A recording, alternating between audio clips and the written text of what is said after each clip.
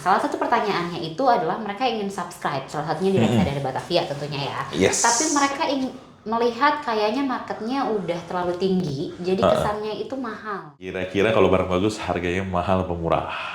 Mahal sih. Bro Francis mau invest sih invest aja sebenarnya, nggak usah mikirin mahal atau enggak kan.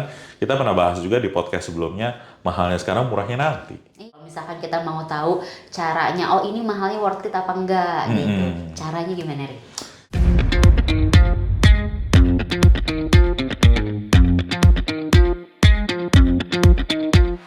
Halo Brances, jumpa lagi di Bedpot Batavia Podcast di segmen 5 menit aja, singkat, padat, dan jelas dengan saya Tias dan narsum tetap kita Eri. Halo Ri. Halo Yas. Ri, di Bedpot kali ini aku ingin menanyakan pertanyaan dari followers kita nih Ri. Oke.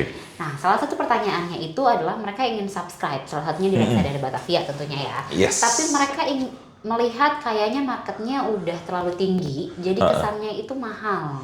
Oke. Padahal katanya ada yang bilang buy low, sell high ya Ri ya. Yes. Itu gimana tuh Ri? Katanya. Oke. Tias kalau belanja di mall, maunya beli barang bagus atau barang jelek? Bagus dong. Kira-kira kalau barang bagus harganya mahal apa murah? Mahal sih. Yang jelek aja banyak yang mahal kan? Iya, terus gimana? Jadi apalagi kayak gitu? apalagi yang bagus. Ya jadi kalau memang Brances mau invest sih invest aja sebenarnya, nggak usah mikirin mahal atau enggak kan. Kita pernah bahas juga di podcast sebelumnya, mahalnya sekarang murahnya nanti. Iya sih, pernah dibahas juga tuh ya sebelumnya ya Ri ya. Nah, terus kalau misalkan kayak gitu, kita beli-beli aja dong Ri, walaupun mahal, tubruk aja lah beli semua. Iya, nggak sampai beli semua juga sih, mahalnya lihat-lihat. Oke. Nah, lihat-lihatnya gimana ya, worth it nggak sih gitu kan? Dia kan barang di mall, misalnya contoh belanja ya, apa contohnya gitu kan, kita mau belanja di mall gitu kan, ya mahal nih, ya kan kita pilih dari yang mahal ini yang paling worth it yang mana. Ya, jadi ada caranya juga dong Ri, kalau misalkan kita mau tahu caranya, oh ini mahalnya worth it apa enggak gitu. Caranya gimana Ri? Jadi untuk menentukan barang ini mahalnya worth it atau enggak, yang paling pertama adalah ada pertumbuhannya nggak sih? Ya ini kan kita barang ini kita anggapnya instrumen investasi ya. Iya. Ya misalkan mau beli perusahaan ini misalnya itu perusahaannya growth nggak sih? Growth-nya pertumbuhannya keren banget nggak sih? Sehingga dia harus dibayar mahal. Gitu kan. Terus yang kedua mungkin memang sektornya mahal. Jadi memang secara karakteristik perusahaan-perusahaan jenis ini di sektor ini tuh mahal semua. Contohnya teman-teman sejenisnya mahal juga. Iya, jadi nggak ada pilihan. Memang semuanya mahal. Oke. Itu contohnya saham-saham teknologi lah misalkan. Apalagi di Amerika tuh nggak ada yang murah, semuanya mahal. Iya. Gitu. Dan yang ketiga, dia mungkin nggak keren-keren amat kayak perusahaan teknologi, tapi saya nggak ada lawan. Nggak ada lawan. Very strong, unique selling proposition. Nggak ada lawan.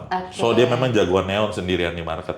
So, ya kurang lebih kalau menurut saya itu 3 contoh, yang mungkin masih ada contoh lainnya ya, 3 contoh perusahaan yang mahal tapi worth it lah atau masih bisa layak untuk diinvestasikan. Oke.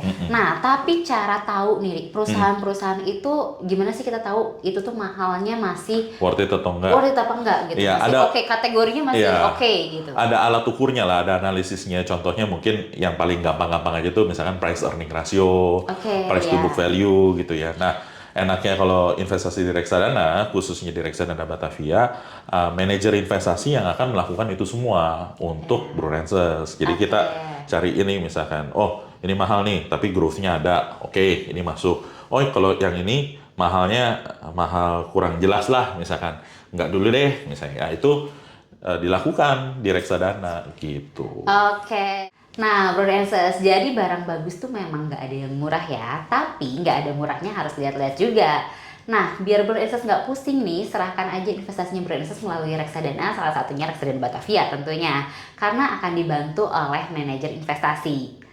Oke, Bro Francis, sekian untuk Bedpot kali ini, sampai jumpa di Bedpot selanjutnya.